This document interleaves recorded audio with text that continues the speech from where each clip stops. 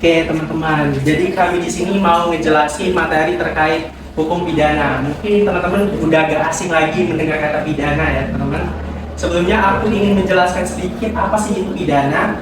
Pidana itu seperti sanksi atau hukuman atau nestapa, penderitaan yang diberikan oleh negara melalui lembaga peradilan seperti pengadilan negeri, pengadilan agama, pengadilan militer maupun peradilan tata usaha negara. Itu sesuai dengan kasus yang berhubungan. Langsung saja mungkin kita jelasin dari perbandingan pidana dari KUHP lama dan juga pidana di KUHP nasional. Jadi, pidana dalam KUHP lama atau WPS itu jenis pidananya terdiri dari pidana pokok dan pidana tambahan. Pidana pokok berupa pidana mati, pidana penjara, pidana kurungan, denda dan juga tutupan. Dan juga ada pidana tambahan berupa pencabutan hak-hak tertentu, perampasan barang-barang tertentu, dan pengumuman putusan hakim. Bedanya dengan KUHP nasional, di pasal 64 sampai 68 pertama terdiri dari pidana pokok, yang dimana ada pidana penjara, pidana denda, tutupan, pengawasan, dan kerja sosial. Bedanya, kalau di KUHP nasional itu ada kerja sosial. Lalu bisa kita lihat di pidana tambahan, terdapat pencabutan hak-hak tertentu, perampasan barang, pembayaran ganti rugi, pemenuhan kewajiban adat, dan pengumuman putusan hakim, restitusi, dan sebagainya. Bisa kita lihat juga di dalam poster itu telah dicantumkan secara jelas perbedaannya. Selanjutnya juga kalau di KUHP nasional ini ada namanya pidana khusus, yang mana ini bisa diberikan pidana mati, tetapi secara alternatif saja. Selanjutnya mungkin materi yang akan dijelaskan terkait tentang asas legalitas akan dijelaskan oleh teman saya. Baik, nah jadi asas legalitas itu apa sih? Jadi asas legalitas itu pada simpelnya itu tuh tiada satu individu yang dapat dipidana atau diberikan sanksi jika tidak ada aturan yang mengaturnya. Nah, dalam KUHP lama atau Wetboek van Strafrecht, asas legalitasnya itu dalam pasal 1 ayat 1-nya itu biasanya itu dirumuskan dengan kalimat tiada suatu perbuatan dapat dihukum kecuali didasarkan pada ketentuan pidana menurut undang-undang yang telah diadakan lebih dahulu. Namun, pembaruannya pada KUHP nasional UU nomor 1 tahun 2023 itu pasal 1 ayat 1-nya berbunyi tidak ada satu perbuatan pun yang dapat dikenai sanksi pidana dan atau ditindakan kecuali atas kekuatan peraturan pidana dalam peraturan perundang-undangan yang telah ada sebelum perbuatan dilakukan. Dan juga pada pasal 1 ayat 2-nya itu ada tambahan yang dimana dalam menetapkan adanya tindak pidana dilarang digunakan analogi. Sedangkan dalam WPS itu, KUHP yang lama itu ada analogi. Dan juga pada ayat 2-nya, kalau di KUHP lama itu mengatur bahwa jika terdapat perubahan perundang-undangan setelah perbuatan dilakukan, maka yang berlaku adalah ketentuan paling menguntungkan bagi terdakwanya. Sedangkan pada pasal 2 UU nomor 1 tahun 2023 atau KUHP nasional yang baru, itu diatur bahwa hukum yang hidup dalam masyarakat atau yang biasa kita sebut dengan living law atau hukum adat atau norma setempat itu dapat diakui sebagai dasar hukum pidana meskipun norma itu tidak tertulis dalam undang-undang. Selanjutnya, materi yang akan dijelaskan oleh teman saya. Oke, selanjutnya saya akan menjelaskan tentang subjek hukum.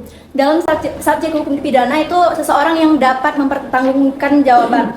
Dan dalam KUHP itu subjek hukum pidana hanya perorangan, di mana individu itu atau manusia yang bisa menjadi tersangka atau terpidana atas suatu tindak pidana. Sedangkan di dalam KUHP nasional itu dalam pasal 45 ayat 1 KUHP nasional mengakui bahwa korporasi ini tergolong juga menjadi subjek hukum pidana. Dengan demikian dalam KUHP nasional ini ada dua subjek, yaitu perorangan dan korporasi. Kenapa korporasi bisa menjadi subjek hukum pidana? Karena korporasi ini juga dinilai dapat dimintai pertanggungjawaban pidana. Lalu selanjutnya akan dijelaskan tentang tujuan pemidanaan.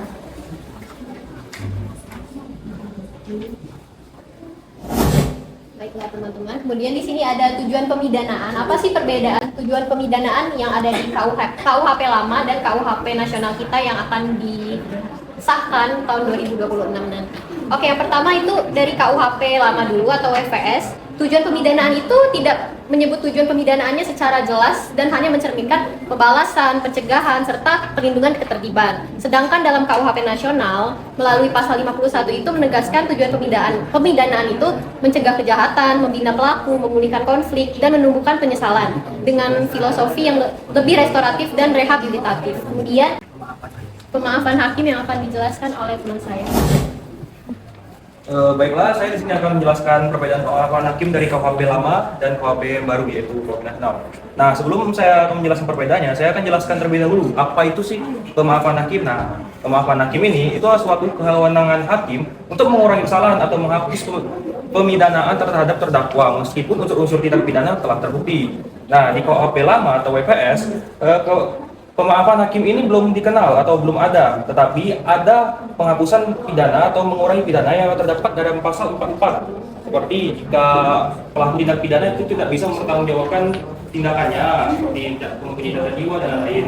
Nah, di KUHP nasional ini barulah dikenal pemaafan hakim yang bisa dilihat dalam pasal 554 ayat 2. Nah, KUHP baru ini menjelaskan beberapa syarat penerapan pemaafan hakim, antara lain ringannya perbuatan keadaan pribadi pelaku, keadaan pada waktu dilakukan tindak pidana, serta yang terjadi kemudian mempertimbangkan segi keadilan dan kemanusiaannya. Terima kasih. Selanjutnya saya akan kembalikan kepada Ustaz. Baik kakak-kakak, jadi itu adalah perbandingan KUHP lama atau yang biasa kita sebut Wet Book Van Strafrecht, dan juga perbandingannya dengan KUHP baru atau UU nomor 1 tahun 2023 yang akan disahkan pada tahun 2026 nanti. Nah, sebenarnya kenapa sih kita wajib atau harus tahu tentang pembaruan tersebut? Karena KUHP itu mengubah paradigma hukum pidana Indonesia, di mana orang-orang awam itu sebenarnya masih kurang paham nih tentang gimana sih sebenarnya hukum pidana itu berlaku di negara kita. Jadi kalaupun misal ada kayak demo-demo kayak gitu, sebenarnya kita tuh sebenarnya paham nggak sih apa yang kita demoin kayak gitu kan? Nah, di sini kita tuh mensosialisasikan hal yang paling mendasarnya tentang pembaruan dari KUHP lama ke KUHP baru yang nantinya akan menjadi landasan hukum kita mulai dari 2026. Selanjutnya, selain dari perbandingan hukum dari KUHP lama ke KUHP baru, ada pun beberapa istilah-istilah hukum nih yang mau kita sosialisasiin.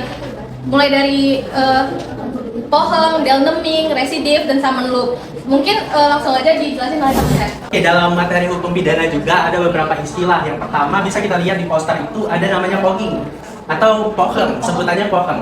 Poheng itu adalah percobaan untuk melakukan tindak pidana yang tidak selesai karena alasan yang bukan berasal dari kehendak pelaku itu sendiri.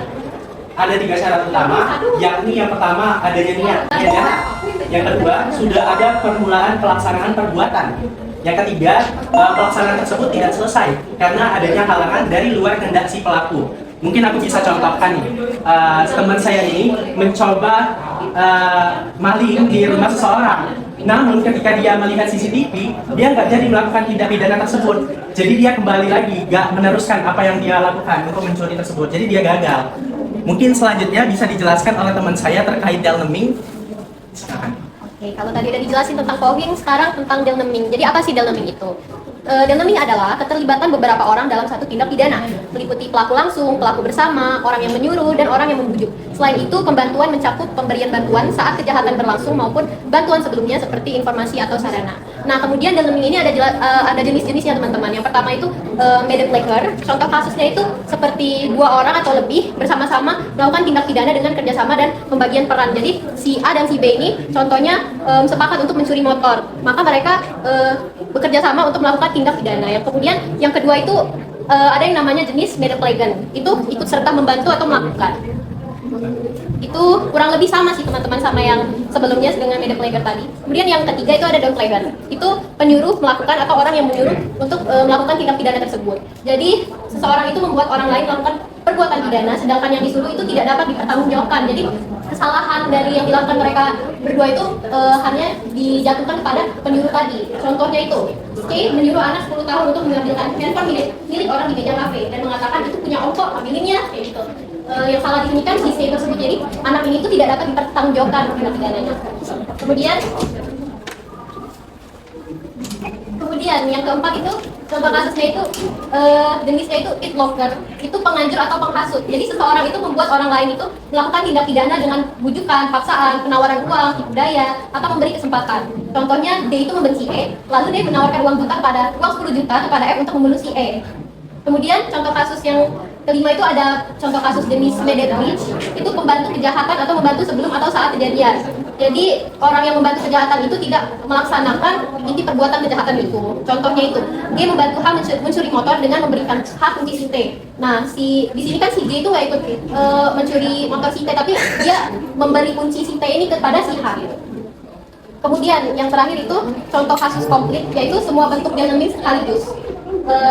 Contohnya si J ini, bos preman menyuruh si K, orang yang sangat miskin dan tidak paham hukum, mencuri motor. Si J ini sama dengan Gam kan. Kemudian L membunuh M dengan memberi uang 5 juta agar ikut mengawal pencurian tersebut. Kali itu it lakukan. M dan N bersama-sama melakukan pencurian motor itu. M dan N adalah medet planner. O meminjamkan kunci T dan memberikan info jam-jam sepi. O itu medic list. Jadi mereka semua itu masuk ke dalam semua jenis-jenis deal naming. Baiklah, kemudian akan dijelaskan oleh teman saya. Saya di sini akan menjelaskan tentang apa itu residiv. Nah, kalau dilihat dari brosur yang kami bagikan, residiv itu adalah pengulangan suatu tindakan pidana oleh pelaku yang sama, yang mana tindak pidana yang dilakukan sebelumnya telah dijatuhi pidana dan berkekuatan hukum tetap. Contoh dari residiv ini, itu seperti jika ada orang yang mencuri, misalnya Andi mencuri di tahun 2020, sedangkan di tahun 2022 dia ketangkap lagi nih mencuri lagi. Nah, setelah di tahun 2020 tadi, saat dia mencuri itu sudah dijatuhkan hukuman misalnya 6 tahun dan sudah berkekuatan hukum tetap. Nah, saat tertangkap lagi mencuri lagi di tahun 2022 kemudian, maka hakim dapat memberatkan hukuman yang dijatuhkan pada Andi karena dia sudah melakukan tindak pidana yang sama sebelumnya. Baiklah, selanjutnya saya akan berikan kepada teman saya. Oke, jadi selanjutnya itu ada istilah yang namanya itu summon loop. Jadi sebenarnya itu sama aja sama residiv, mirip. Tapi summon loop itu adalah keadaan di mana seseorang melakukan perbarengan tindak pidana yang melanggar beberapa pasal dalam waktu yang berdekatan. Nah jadi kayak misal satu orang teman saya ini namanya Tatia. Jadi dia itu satu orang individu, tapi dader atau tindak pidana yang dia lakukan itu lebih dari satu. Nah terus bedanya sama residif tadi, kalau residif itu kan dia dikenakan pemidananya itu karena dia itu ketahuan atau melakukan tindak pidana setelah putusan hakim di kasus sebelumnya itu sudah diputuskan kan. Nah tapi kalau di summon loop itu kebalikannya, jadi kesalahan-kesalahan atau tindak pidana yang dia lakukan itu semuanya tepat sebelum putusan hakim itu diingkrahkan. Nah jadi adapun jenis-jenis dari summon loop itu sendiri teman-teman. Nah, untuk jenis-jenis dari summon loop ini ada 3. Yang pertama itu endatse summon loop atau consursus idealis.